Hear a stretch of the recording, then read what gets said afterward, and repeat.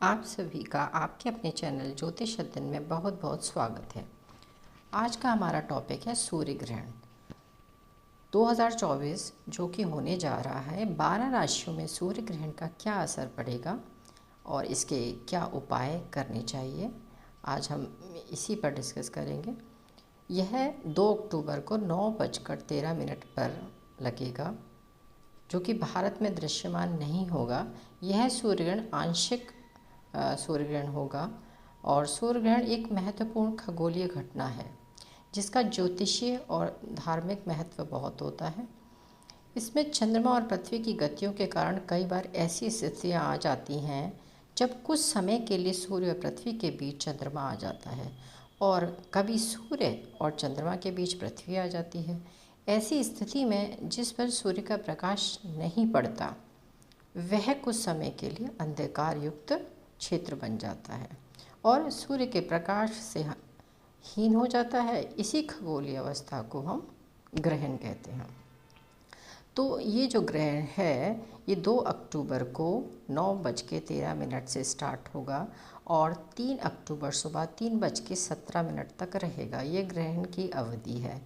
यह सूर्य ग्रहण कन्या राशि और हस्त नक्षत्र में लगेगा, जो कि चंद्रमा का ही है। इस दिन सूर्य के साथ चंद्रमा, बुध, केतु स्थित होंगे। उन पर देव गुरु बृहस्पति और मंगल की, जो मंगल महाराज हैं, उनकी पूर्ण दृष्टि होगी। सूर्य से द्वितीय भाव में शुक्र तथा 6 हाउस में वक्रीय शनि विराजमान रहेंगे। यह ग्रहण हस्त नक्षत्र और कन्या राशि में जन्मे जातकों और देशों के लिए विशेष रूप से प्रभावशाली होने वाला है। वैसे तो सभी के लिए, क्योंकि यहाँ से ये जो 4 एक साथ एक ही राशि में, जो कन्या राशि है उसमें एक साथ सारे प्लैनेट होंगे, तो कहीं ना कहीं बहुत सारी स्थितियों में बहुत सारी राशियों के लिए ये अच्छा और कुछ राशियों के लिए बुरा भी है, जो कि ये कहना चाहिए कि तो उसके लिए हमें कुछ मंत्रास और कुछ पूजा वो ज़रूर करनी चाहिए। सभी पर इसका क्या प्रभाव रहेगा? राहु केतु इस वक्त बहुत एक्टिव होंगे, तो चंद्र या बुध या इनकी जो राशियां हैं या नक्षत्र हैं तो और जिनकी दशाएं चल रही हैं इनसे रिलेटेड, उन सबको इसका प्रभाव दिखेगा। आप लोगों को इस चीज़ के लिए थोड़ा सा ध्यान रखना चाहिए। अचानक कोई परेशानी आ सकती है। राहु केतु सूर्य चंद्रमा को अपना भोजन बना लेते हैं। सांसारिक रूप से अच्छा नहीं रहता, लेकिन आध्यात्मिक रूप से आप इसे अच्छा कह सकते हैं, क्योंकि हमें अध्यात्म के लिए ये प्लैनेट्स बहुत ही सपोर्ट करते हैं। सूर्य राजा है, सत्ता में परेशानियाँ और जो लोग सत्ता से बाहर हैं उन लोगों को राहु एंट्री करा सकता है। राहु गेम चेंजर का काम करता है। राहु का काम सबसे अलग होता है, सबसे विपरीत होता है। तो इस तरह से स्थितियाँ होंगी। फिर यहाँ पे कन्या राशि में 4 ग्रह एक साथ होंगे। ठीक है, तो ये आपको एक एक राशि का अभी सारा फल बताया जाएगा, उसको आप ध्यान से सुने। जैसे कि अगर हम देखें कि मेष राशि के लिए ये सारे प्लैनेट जो भी हैं उनकी छठी राशि जहाँ पे 6 नंबर लिखा है वहाँ कन्या राशि आती है, तो उसमें ये सारे प्लैनेट्स एक साथ वहाँ पर बैठे होंगे। तो यहाँ पे उनकी मेंटल जो स्थिति होगी वो थोड़ा सा लो रह सकती है। तो आपको गुड़ का प्रयोग करना चाहिए। आपको पित्त को सही करने के लिए यह बहुत ज़रूरी है, क्योंकि जो गुड़ है वो सूर्य के लिए माना जाता है और सूर्य 5th हाउस के लॉर्ड बनते हैं मेष लग्न के लिए। तो व्यक्ति को सूर्य का तिलक लगाना चाहिए। तामसिक जो भी शक्तियाँ उसके आसपास हैं वो उसको फिर टच नहीं कर सकती। और गेहूँ, चना, तेल, पैसा, ये सब चीज़ें ग्रहण के टाइम में आप छू कर भी रख सकते हैं और आप उसका संकल्प लेके बाद में उसको किसी मंदिर में दे सकते हैं, किसी सर्वेंट को दे सकते हैं, ये भी कर सकते हैं। मंदिर में देना, क्योंकि सूर्य की चीज़ों का दान मंदिर में ही किया जाता है। और महामृत्युंजय मंत्र कर सकते हैं। ये सब रेमेडीज़ हैं, आप सभी लोग ये रेमेडीज़ कर सकते हैं। जितनी भी राशियाँ आपकी हैं 12 राशियाँ, उन सभी के लोग इन उपायों को कर सकते हैं। रुद्राक्ष आप सूर्य का 12 मुखी का धारण कर सकते हैं। राशि के अकॉर्डिंग भी अगर आपकी राशि और सूर्य कहीं से भी आपके वीक हैं तो आप उसके लिए कर सकते हैं।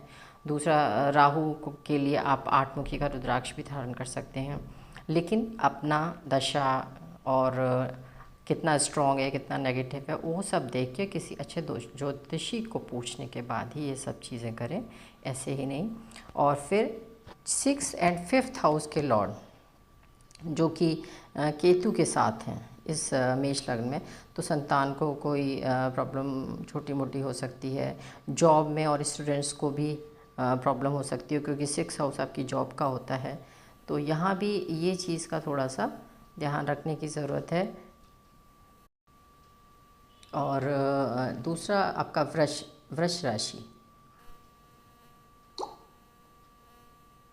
वृष राशि इसमें विद्यार्थी जो भी हैं और संतान के लिए समस्याएं कुछ हो सकती हैं, मन परेशान हो सकता है, किसी भी बात को लेकर चिंता और घबराहट हो सकती है, और पिता की हेल्थ के लिए भी आपको ध्यान रखने की ज़रूरत है। इसी तरह से मिथुन राशि में क्या है कि 4th हाउस में आपकी जो है, जैसे हम 3 नंबर देखें, 3 से हम काउंट करें, 3 4 5, यानी आपका 3rd हाउस। 3 से जब हम लग्न बना लेंगे उसको तो काउंट करेंगे तो 3 4 5, तो ये कौन से हाउस में आया? 5 सूर्य की राशि है, और उसके बाद 4th हाउस में 6 नंबर की राशि पड़ती है। तो अभी हमको सबको 6 नंबर जहाँ पे जिसका भी लिखा हुआ है, जिसका उस हिसाब से देखना है, वहाँ पे ही सारे प्लैनेट बैठे हैं। तो ये 4th हाउस में आपके सारे प्लैनेट आएंगे, तो आपको क्या देख होगा कि आपके बॉडी में आलस्य हो सकता है, और आपके कर्म क्षेत्र में कोई परेशानी आ सकती है। बहुत सारी चीज़ों को लेके आप बहुत नेगेटिव हो सकते हो, नेगेटिव थॉट हो सकते हैं, आपकी बुद्धि बहुत कुंठित हो सकती है, आपके विचारों में बहुत ही नेगेटिविटी हो सकती है। और ट्रैवल अगर आप करना चाहते हैं तो उसको अवॉइड करें, इस टाइम पे नहीं करना चाहिए। फिर आता है कर्क राशि। कर्क राशि को अगर हम देखें तो उनके 3rd हाउस में, जैसे काउंट करो 4 5 6, तो ये इस तरह से देखा जाए 3rd हाउस में आपके चंद्र सूर्य के साथ जो भी योग बन रहा है, संघर्ष के हाउस में बन रहा है। तो 3rd हाउस में बहुत सारे प्लैनेट्स होंगे, तो सेल्फ एफर्ट्स बहुत सारे करने पड़ेंगे। बिजनेस वालों को या मीडिया वालों को बहुत एफर्ट करने पड़ेंगे, और क्योंकि इनकी ढैया भी चल रही है, तो ग्रहण में बहुत सारी परेशानियां हो सकती हैं। जो उपाय ऊपर बताए गए हैं वो सभी उपाय आप कर सकते हैं। फिर बनता है नेक्स्ट है आपकी लियो सिंह राशि। 2nd हाउस में सारे प्लैनेट्स होंगे, तो सूर्य धन भाव में खर्चे के लिए खर्चे के हाउस के लॉर्ड बन रहे हैं। चंद्रमा भी चतुर्थीय ग्रह योग बना रहे हैं, तो कोई नेगेटिविटी आपकी फैमिली में या कोई कार्य कुछ हो सकता है जिस पर आप खर्च कर सकते हैं बहुत सारा। कुछ फैमिली में कुछ भी हो सकता है, छोटी मोटी समस्या जिस पे आपका खर्च हो। और एक्सपोर्ट के लिए, इंपोर्ट के लिए टाइम अच्छा नहीं है। दूसरों से झगड़ा भी हो सकता है, हेल्थ इश्यूज़ भी हो सकते हैं, कुछ कन्फ्यूजन्स हो सकते हैं, कुछ चीज़ों को लेके क्लियरिटी नहीं हो सकती, तो इन सब चीज़ों का आप ध्यान रखें। फिर है आपका नेक्स्ट है कन्या राशि। कन्या राशि में यह आपके राशि के ऊपर ही सारे प्लैनेट हैं, सब इसी में गोचर कर रहे हैं। तो सूर्य जो है 12th हाउस के लॉर्ड है, खर्चे के, घर के और अध्यात्म के भी हैं। तो अध्यात्म में अगर आप रुचि लेते हैं तो आपके लिए बहुत अच्छा होगा, लेकिन सांसारिक समस्याओं में थोड़ी सी कमी होगी, क्योंकि बुध अस्त हैं, इनकम का बड़ा योग भी बन रहा है, अच्छा रहेगा। लेकिन अगर आप ईमानदारी से कोई भी काम करते हैं तो ये आपके लिए ठीक रहेगा। नेक्स्ट है 7th तुला।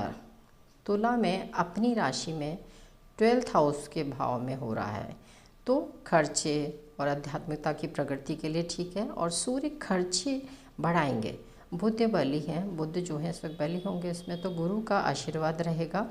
धर्म से जुड़े रहेंगे तो अच्छा रहेगा, सारी चीज़ें आपके लिए ठीक रहेंगी। लेकिन इस टाइम में आप बहुत ज़िद्दी भी हो सकते हैं अपने काम को लेके, या किसी भी चीज़ को लेके आप ज़िद पकड़ सकते हैं। फिर नेक्स्ट आपकी राशि आती है 8th आपकी स्कॉर्पियो। तो यह कर्म के स्वामी अस्त हो रहे हैं, तो 11th हाउस में सब ग्रह स्ट्रॉन्ग होते हैं, लाभ देते हैं। तो आपको ये वाला जो टाइम है आपके लिए, जैसे कि कोई भी जो बड़े हैं आपके, तो सीनियरों की आप बात माने, क्योंकि 11th हाउस हमारे बड़े लोगों का होता है, तो उनकी ब्लेसिंग, उनका सपोर्ट आपको मिल सकता है, लेकिन आप उनकी हर बात को मानने की कोशिश करें, तो ये आपके लिए अच्छा हो सकता है। फिर है आपका 9th राशि धनु। तो सूर्य कारक भी हैं यहाँ पे, तो पिता और आधिकारिक लोगों से कष्ट पा सकते हैं, लेकिन पिता को कष्ट भी हो सकता है, हेल्थ का कोई प्रॉब्लम हो सकता है, छोटी मोटी तबीयत उनका ध्यान रखें। और रिसर्च के लिए ये टाइम बहुत अच्छा है। एजुकेशन से जुड़ी हुई कोई भी चीज़ आप अगर करना चाहते हैं तो उसमें थोड़ी बहुत परेशानी आ सकती है, शिक्षा से रिलेटेड, और आपको वो सभी उपाय करने चाहिए जो भी ऊपर बताए गए हैं। फिर है आपका मकर राशि, 10 नंबर की राशि होती है, ये शनि की राशि है। मकर राशि में 9th हाउस में सूर्य अस्त होंगे, आपके लिए ठीक है। आपकी सांसारिक समस्या कम हो जाएगी। सूर्य यहाँ पर होंगे तो गुरु मंत्र करें आप, पिता की सेहत की चिंता हो सकती है, भाग दौड़ बढ़ सकती है, भाग्य का सहयोग मिलेगा, और आपकी 7.5 भी चल रही है, तो यह आपको कुछ चीज़ों में कुछ प्रॉब्लम, कुछ हर्डल्स, कुछ ईगो इशू दे सकते हैं। फिर है 11th कुंभ राशि। कुंभ राशि में या 8th हाउस में अस्त होंगे सारे प्लैनेट्स, तो बुध वहाँ पे है ही। पब्लिक डीलिंग में ध्यान से काम करें, कोई भी चीज़ आप कर रहे हैं तो। और ये जो चीज़ें हैं, मैरिड लाइफ में कोई प्रॉब्लम या कोई छोटी मोटी बहसबाजी हो सकती है। प्रकाश से दूर अंतरात्मा में से अगर आप कोई चिंतन करेंगे, जैसे कि क्योंकि अभी लाइट जो सूर्य है उसको उतना प्रकाश नहीं आया, यानी आपकी आत्मा, तो आप जब ऐसे अपनी आत्मा को प्रकाश देने का, या आप उसको अंदर सोचेंगे, कुछ मंथन करेंगे, तो चीज़ों को लेके आपके मन में क्लैरिटी आएगी, उस पर आप विचार कर सकते हैं। 8th हाउस में बहुत सारी चेंजेस का हाउस है, ट्रांसफॉर्मेशन का हाउस है, तो आपकी में बहुत सारे चेंजेस हो सकते हैं लाइफ में, जैसे कोई ट्रांसफ़र भी हो सकता है, अगर कोई वर्क प्लेस पर है, कुछ है, तो एक जगह से दूसरी जगह जाने का बन सकता है योग। फिर है आपका 12th मीन राशि। यहाँ पे ये काम में परिवर्तन हो सकता है, रिलेशंस में विवाद हो सकते हैं। 7th हाउस में पब्लिक इमेज का भी ध्यान रखना चाहिए, ये पब्लिक इमेज का होता है, और कुछ बातों के लिए तो अच्छा है और कुछ के लिए नहीं। तो यह ग्रहण देखा जाए तो थोड़ी बहुत चीज़ें हैं जिनको हमें ध्यान रखना चाहिए, और कुछ राशियाँ जहाँ पे ढैया भी चल रही है, 7.5 भी चल रही है, उनका अगर शनि का इम्पैक्ट है तो आपको देख लेना चाहिए, और अपनी राशि के हिसाब से कि आपकी राशि क्या चल रही है, और अगर दशा और गोचर आपका चल रहा है, यानी दशा भी चल रही है, तो आपको खासकर इसका ध्यान रखना चाहिए, और अपने जो भी उपाय बताए गए हैं उनको फॉलो करना चाहिए। ईश्वर सब कल्याण करें। अगर आपको मेरा ये टॉपिक अच्छा लगे तो प्लीज़ लाइक एंड सब्सक्राइब कीजिए।